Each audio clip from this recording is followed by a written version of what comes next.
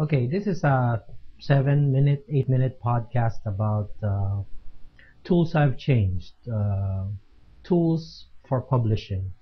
All of us are very familiar with a suite of Office software from Microsoft. That's why it's called Microsoft Office. It has Excel, it has PowerPoint, it has Word. And these tools have served us well for the past 15 to 25 years, depending on you know who you're talking to.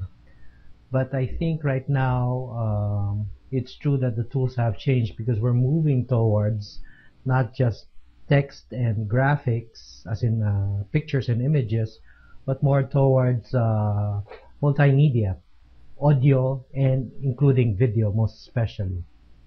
So when I say tools have changed, I've been experimenting, I've been tinkering around, in the words of John C.D. Brown, tinkering as knowledge production, with three software packages that I think is very relevant, okay, and very useful for an academic environment. So these three are, first is Plone, that's Plone, okay. You can download that from plone.org, that's open source. That's what you call a content management system. I'll explain that a little bit later on. The second one is Elisa. Okay, Elisa is a media player, snazzy GUI, fast loading, okay, and some other bells and whistles, including being able to suck or download the appropriate channels, if you will, okay, and that's very useful for a classroom setting. So those schools and universities where you wanna, introduce multimedia inside the classroom, then the simplest way is to have a, Elisa media player inside the room. But then again, these two by themselves are already powerful, but the most exciting one, especially from a learner's point of view, okay, is this other tool called exelearning.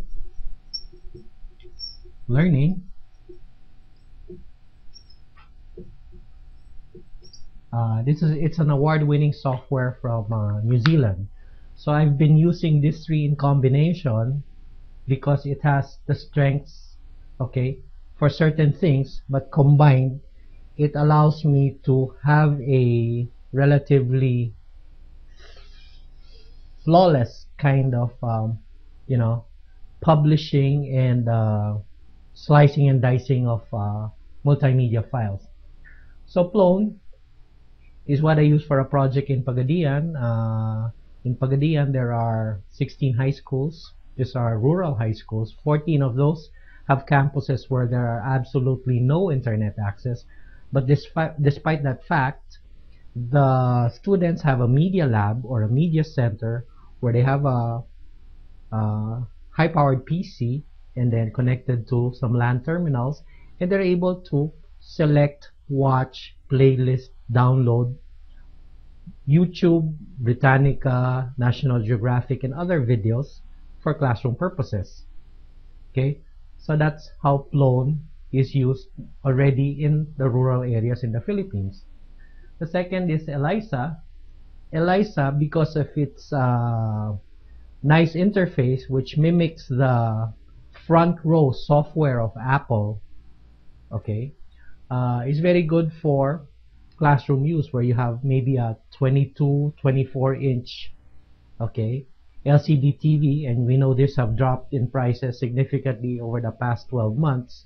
You have a 22, 24-inch TV, and students can watch the multimedia, especially that has been playlisted and curated coming from the Plone database. So the link is, Plone is the repository as well as the web-facing software, whereas Elisa is the classroom kind of GUI interface. So you can download this thing at elisa.fluendo.com, I believe. Okay, but there's some tricks regarding Elisa. So it will look for the codecs of all the media files that you want, especially the video files. So if at first you don't succeed, you must be able to install the right codecs. Okay, that's compression, decompression. Third is ELISA learning. The nice thing about ELISA learning is that it's exe HTML, okay? And what it does here is extensible HTML. Non-tech user like a public school teacher or an ordinary professor who doesn't know HTML, okay, can do authoring very, very quickly. And the key here really is because exelearning is able to handle and publish or republish media files. It has certain iDevices like a quiz feature, a wiki feature, an RSS feature, etc., and things like that. This can be the published materials for the students, okay? So for their quote-unquote daily or regular use, you can envision the scenario where you have the output of plone authored in exelearning, okay, and exelearning files are distributed to the students as well as the teachers when they're preparing their lesson plans and things like that. But the nice thing is, these things, when it's published in an HTML folder with the appropriate player for the multimedia, in our case, because our output is standardized on Flash, which is the YouTube format, okay, the multimedia files will play even without an internet connection. So imagine a situation where teachers have a couple of reference videos that they want to be able to have their class as their watching or viewing assignment for the week. These things are published, okay, either on USB flash drive or on DVD. The students download from the to their flash drives or borrow the DVD from the library, okay, and then go home.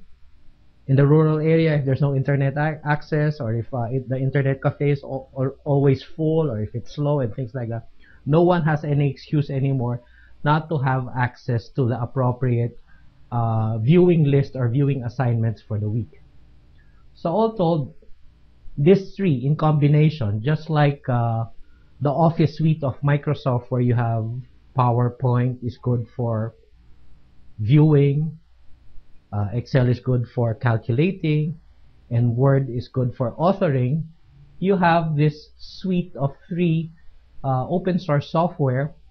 Plone is good for repurposing and storing, okay, your media objects and files. ELISA is good at displaying this inside a classroom for the shared media experience. And exelearning is good for the teacher or the instructor authoring materials for publishing to the students, for the students to use on a regular basis. Especially if you're publishing multimedia files, you are no longer dependent on access to the internet, okay, whether you have it or not, whether it's slow or not, okay. You have your media objects on your flash drive or on a DVD player. So that, in effect, is the suite of products that I think would be very useful down the road for educators, learners, and the population in general. Plone, ELISA, exelearning.